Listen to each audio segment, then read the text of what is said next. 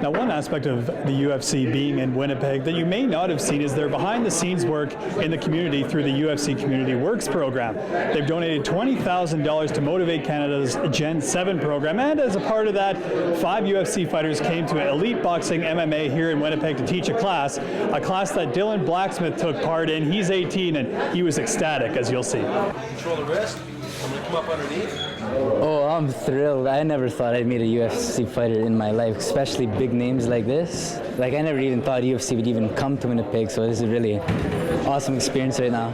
Blacksmith's experience began with a jiu-jitsu lesson from light heavyweight championship contender TJ Grant. A total of 5 fighters led members of the GEN7 Aboriginal Role Model program through a workout at Winnipeg Elite Boxing and MMA Academy.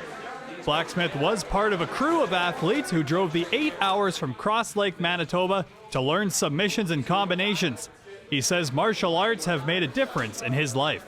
Just the fitness and everything, all around fitness and my personal well-being. You know, I just find myself more kinder and more focused about anything like school, more focused with anything I do. Along with the workout, a $20,000 donation was made to the GEN7 program.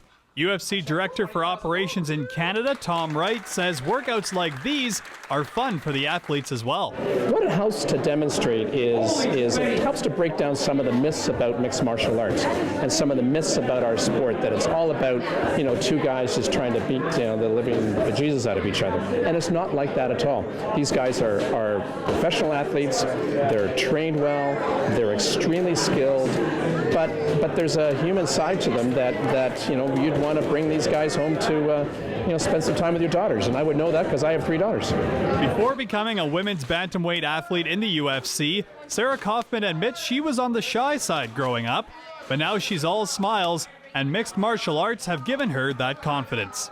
I think for women and for the girls, it's hard for them because a lot of times, there's a lot of boys that are into the martial arts, that are into the kind of boxing and kickboxing, and so for them to be able to see another female who has gone into the sport and I'm not scary and I'm not mean and I'm not aggressive, and they know that it's good self-defense, but it's also such a great workout and so much fun. It's really empowering for them. After getting covered in sweat in the gym, it was time for an autograph session.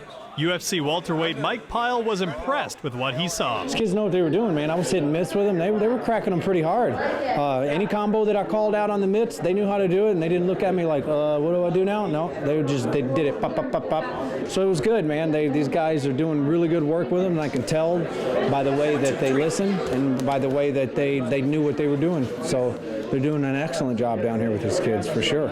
Blacksmith hopes this is a step toward a professional career on the mat. He's already taken his talents south of the border.